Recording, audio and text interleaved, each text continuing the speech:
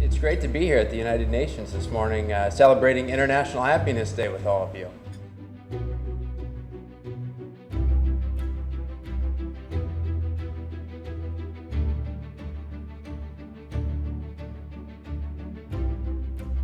Now, the data in your report comes from one place, the Gallup World Poll.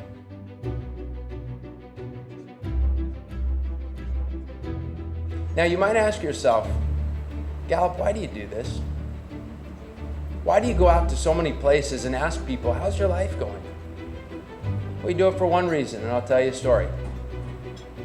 In the 1950s, famous broadcast journalist Edward R. Murrow was doing an interview with our founder, Dr. George Gallup. But in this hour-long interview, he had a moment where he looked at Dr. Gallup and he said, Dr. Gallup, of all the things that you've studied, what is it that interests you the most? The answer he gave back, and what interests you most, was happiness. Happiness is important. And if something is really important, it needs to be measured if it's going to be taken really seriously by people. So the lesson for leaders is to look around and see which countries, in fact, people do regard themselves as very happy, and then ask why and apply it in our country. That's the broad lesson.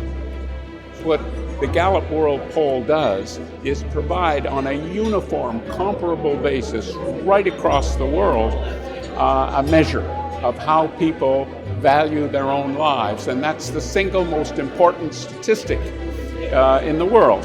And so to have that comparably collected, it's as important as it was over 50 years to develop annual accounts of income and expenditure.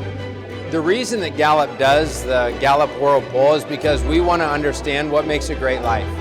Because if we can understand what makes a great life, we can then better inform leaders as to the activities that they need to do in order to improve people's lives.